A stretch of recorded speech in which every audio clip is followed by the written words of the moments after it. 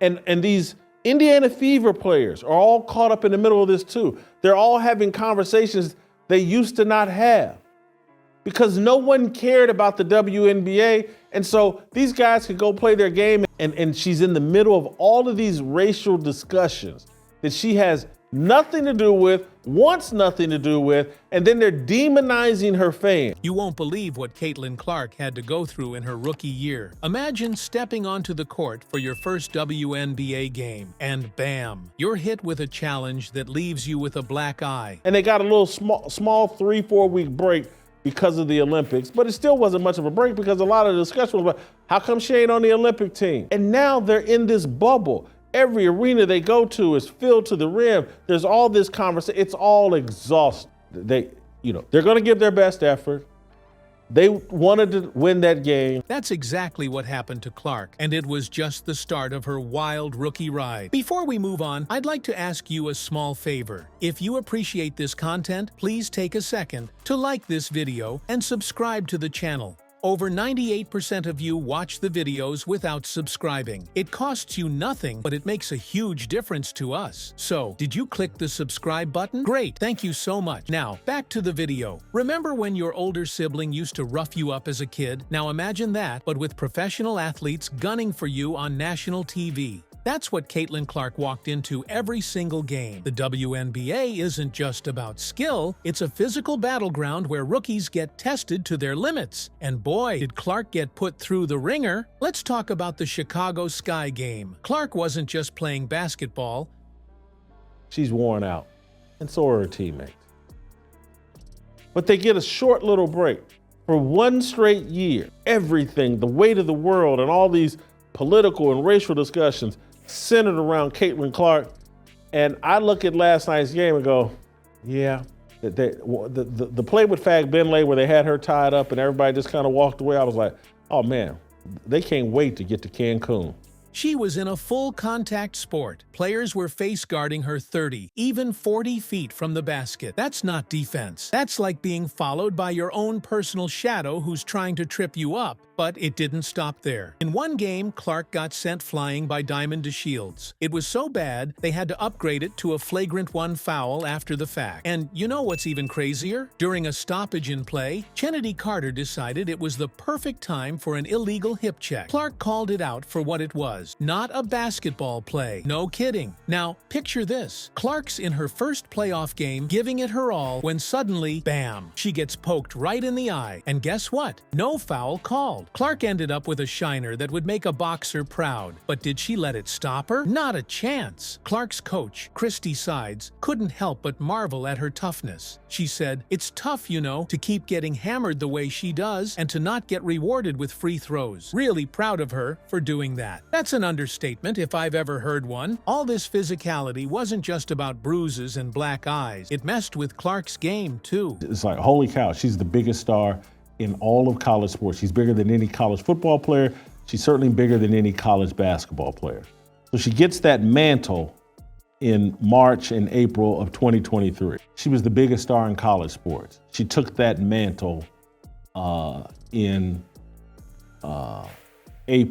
March and April of 2023 with that her first tournament run. She found herself in foul trouble early on, trying to match the intensity without going overboard. It's like trying to dance at a mosh pit without elbowing anyone. Nearly impossible. But here's the thing about Caitlin Clark. She's not just talented, she's tough as nails. Every hit, every bruise, every no call, it all just fueled her fire. She didn't just survive the physical onslaught, she adapted to it. Clark started using her quickness to avoid hits, her smarts to anticipate rough plays, and her skills to still make an impact even when she was getting knocked around. You know what's really impressive? Clark didn't just endure, she excelled. Despite all the hits and hard knocks, she kept putting up numbers, dishing out assists, and making plays that left fans and opponents alike in awe. It's like she took all that physical punishment and turned it into rocket fuel for her game. Clark might have been tough as nails on the court, but her shooting touch? That's another story. Imagine going from college superstar to struggling rookie overnight. How bad did it get? Let's just say Clark's shooting percentages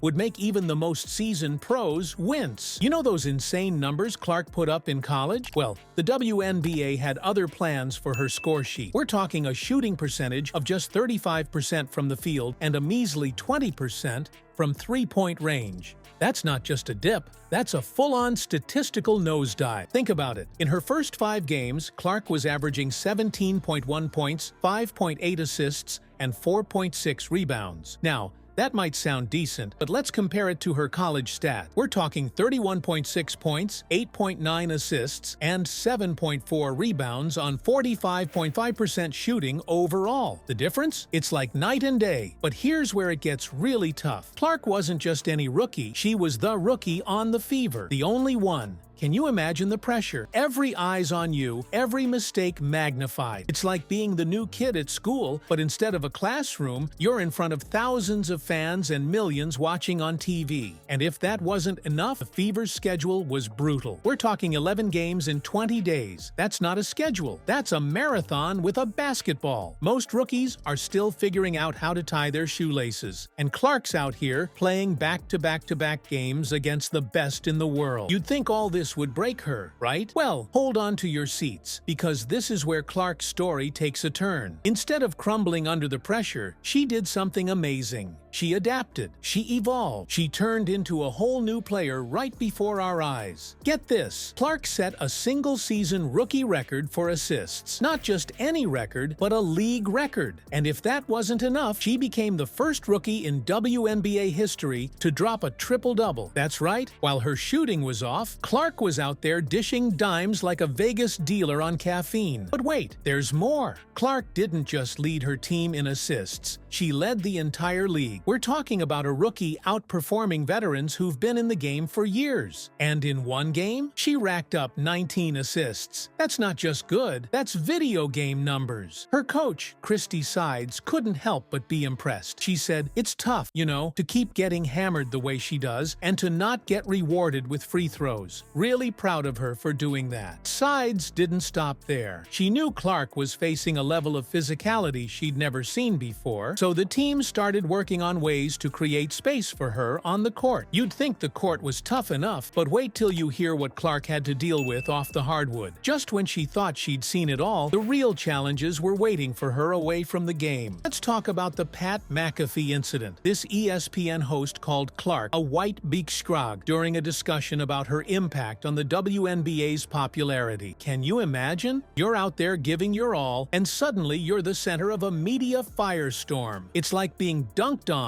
but with words. McAfee apologized, sure, but the damage was done. The controversy blew up, and Clark found herself in the middle of a debate she never asked for. And get this, McAfee's still hosting his show on ESPN. Talk about awkward water cooler conversations. But wait, it gets crazier. WNBA Hall of Famer Sheryl Swoopes decided to throw her hat in the ring. She made some wild claims about Clark's eligibility, saying she played 5 years at Iowa because of COVID-19. Spoiler alert, that's not true. Imagine having a WNBA legend come at you like that. Clark's probably thinking, "I thought I left the tough defense on the court." Swoopes tried to make things right by leaking screenshots of her private apology to Clark. But here's the kicker. She didn't apologize to anyone else involved. Talk about a half-court shot that missed the mark. Now, let's talk Olympics. You'd think after all Clark's been through, she'd be a shoo-in for the U.S. women's basketball team, right? Wrong. When the roster came out,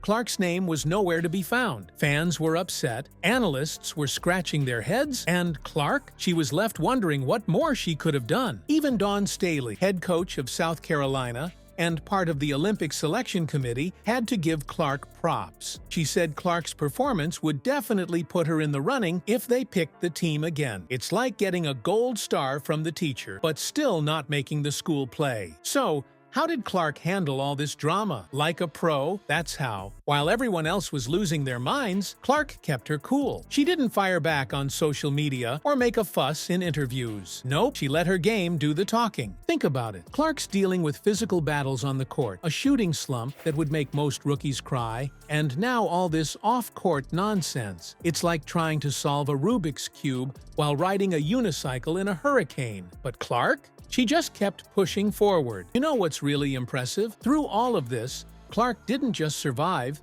She thrived. She set records, made history, and showed everyone that she's more than just a rookie sensation. She's a force to be reckoned with, on and off the court.